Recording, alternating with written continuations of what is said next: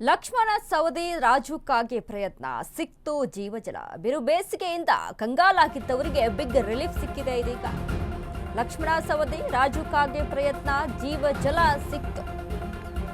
ಬಿರು ಬೇಸಿಗೆಯಿಂದ ಕಂಗಾಲಾಗಿದ್ದವರಿಗೆ big relief. ಜೀವಜಲಕ್ಕೆ ಹಾಹಾಕಾರ. Krishna ನದಿಗೆ ನೀರು ಬಿಡುಗಡೆ ಆಗಿದೆ. ಮಹಾರಾಷ್ಟ್ರ ರಾಜಾಪುರ ಬ್ಯಾರೇಜ್ನಿಂದ ನದಿಗೆ ನೀರು. ಶಾಸಕ ಲಕ್ಷ್ಮಣ ಸವದಿ ರಾಜು ಕಾಗೆ ಪ್ರಯತ್ನದ ಬಿಡುಗಡೆ. ಹಿಪ್ಪರಗಿ ಗೇಟ್ ಮುರಿದ ಕಾರಣ 3 ಟಿಎಂಸಿ ನೀರು ಆಲಮಟ್ಟಿ ಪಾಲಾಗಿತ್ತು. ಇದರಿಂದ ಕೃಷ್ಣಾ ನದಿ ಪಾತ್ರದ ಜನರಿಗೆ ನೀರಿನ ಅಭಾವ ಹೆಚ್ಚಾಗಿದೆ. ಮಹಾರಾಷ್ಟ್ರದಿಂದ ಇದೀಗ 1 ಟಿಎಂಸಿ ನೀರನ್ನ ಬಿಡುಗಡೆ ಮಾಡಲಾಗಿದೆ. ಕೃಷ್ಣಾ ನದಿ ಪಾತ್ರದ ಜನರಲ್ಲಿ ಸಂತಸ, ಆತಂಕ ದೂರ ಆಗಿದೆ. ಮಹಾರಾಷ್ಟ್ರ ಸಿಎಂಗೆ ಧನ್ಯವಾದಗಳು ತಿಳಿಸಿದ ಶಾಸಕರು.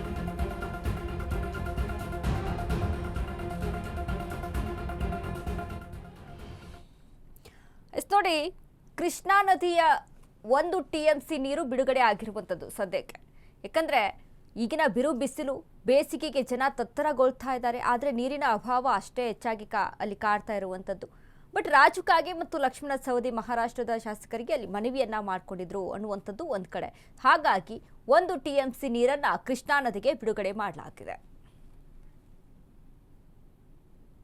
ಡಯಾಬಿಟಿಸ್ಗೆ ಮೆಡಿಸಿನ್ ತಗೊಂಡು ಶುಗರ್ ಕಂಟ್ರೋಲ್ ನಲ್ಲಿದ್ದೀರಾ? ಆದ್ರೆ ಸತ್ಯ ಏನ್ ಗೊತ್ತಾ? ಅವು ರಕ್ತದ ಶುಗರ್ ಲೆವೆಲ್ ಅನ್ನ ಕಡಿಮೆ ಮಾಡ್ತವೆ ನಿಜ, ಆದ್ರೆ ದೀರ್ಘಕಾಲದವರೆಗಲ್ಲ. ಹೃದಯ, ನರಮಂಡಲ, ಕಿಡ್ನಿ, ಲಿವರ್ ಮೇಲೆ ಒತ್ತಡ ಬೀರುತ್ತೆ. ಒಂದು ಹೋಗಿ ಇನ್ನೊಂದಾಗುತ್ತೆ. ಮೆಹಾಟೋನ್ ಕೇರಳದ ಆಯುರ್ವೇದ ಫಾರ್ಮುಲೇಷನ್. ಇದು ಶುಗರ್ ಮಾತ್ರ ಕಂಟ್ರೋಲ್ ಮಾಡಲ್ಲ, ಇಡೀ ಮೆಟಾಬಾಲಿಕ್ ಬ್ಯಾಲೆನ್ಸ್ ಅನ್ನೇ ರಿಪೇರಿ ಮಾಡಿಬಿಡುತ್ತೆ. ಮೆಹಾಟೋನ್ ದೀರ್ಘಕಾಲದ ಸಹಜ ಜೀವನಕ್ಕೆ ಸಹಾಯ ಮಾಡುತ್ತದೆ.